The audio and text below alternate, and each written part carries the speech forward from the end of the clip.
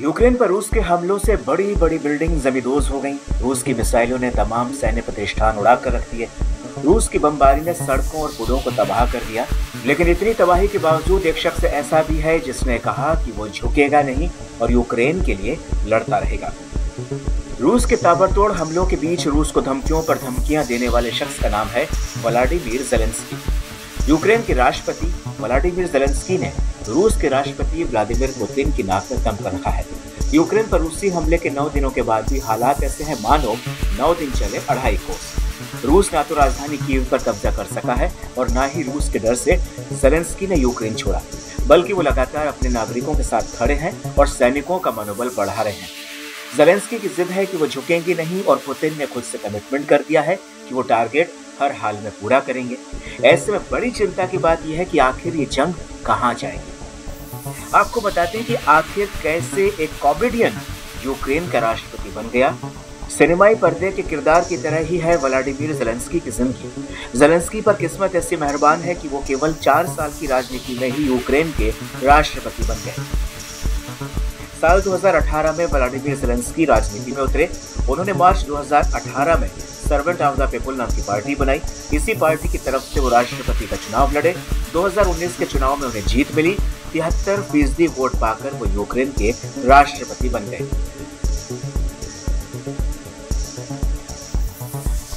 Vladimir Zelensky का जन्म 25 जनवरी 1978 को यूक्रेन में हुआ। वो यहूदी धर्म से ताल्लुक रखते हैं। उन्होंने साल 2000 में कीव नेशनल इकोनॉमिक यूनिवर्सिटी से लॉ में ग्रेजुएशन किया। 1997 में पढ़ाई के दौरान ज़ेलेंस्की थिएटर से जुड़ गए थे। उन्होंने कॉमेडी में एक्टिंग को करियर बनाया। उन्होंने कार्टेल 95 के नाम से कॉमेडी परफॉर्मेंस ग्रुप तैयार किया। 2003 तक यूक्रेन के टीवी के लोकप्रिय कॉमेडी शो केवीएन का हिस्सा रहे। इसके अलावा कई फीचर फिल्मों में काम किया। 2015 में उनका TV show servant of the people काफी लोकप्रिय हुआ। इस टीवी शो में उन्होंने राष्ट्रपति का किरदार निभाया था। ये शो उस वक्त आया जब यूक्रेन राजनीतिक उथल-पुथल के दौर से गुजर रहा था। 2014 में यूक्रेन के राष्ट्रपति विक्टर यानुकोविच को सत्ता छोड़कर जाना पड़ गया था। उसी दौरान उनके टीवी शो ने राजनीति पर अपने तीखे प्रहार से भारी लोकप्रियता बटोरी। टीवी शो में लीड रोल करने वाले व्लादिमीर ज़ेलेंस्की स्टार बन चुके थे। उन्होंने इसी शो से प्रेरित होकर अपनी पॉलिटिकल पार्टी बनाई और यूक्रेन के राष्ट्रपति बन गए। व्लादिमीर ज़ेलेंस्की ने साल 2003 में ओलेना वोलोडिमीरोव्ना ज़ेलेंस्का से शादी की। उनकी पत्नी ओलेना एक आर्किटेक्ट के साथ स्क्रीन राइटर भी है। इनके 2 बच्चे हैं, एक बेटा और एक बेटी। रूस और यूक्रेन की जंग शुरू होने के बाद व्लादिमीर ज़ेलेंस्की ने एक वीडियो रिलीज किया जिसमें उन्होंने आशंका जताई कि रूस उनके और उनके परिवार को टारगेट करेगा। उन्होंने कहा कि वो अंतिम सांस तक मुकाबला करेंगे। सवाल ये उठ रहा है कि कभी स्टेज पर कॉमेडी करने वाले 44 साल के व्लादिमीर ज़ेलेंस्की क्या यूक्रेन को ट्रेजेडी की तरफ ले जाने के लिए जिम्मेदार है।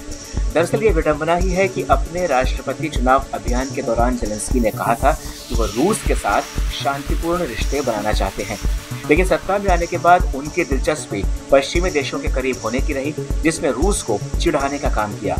यूक्रेन की नाटो का सदस्य न बनने के रूसी प्रस्ताव की अनदेखी दोनों देशों में जंग की वजह बन गई। अब रूस से लड़ाई में यूक्रेन अकेला पड़ गया है, जिस कारण से वो आलोचनाओं के केंद्र में है कि राजनीतिक अनुभवहीनता की वजह से वो अंतर्राष्ट्रीय समर्थन नहीं जुटा सके।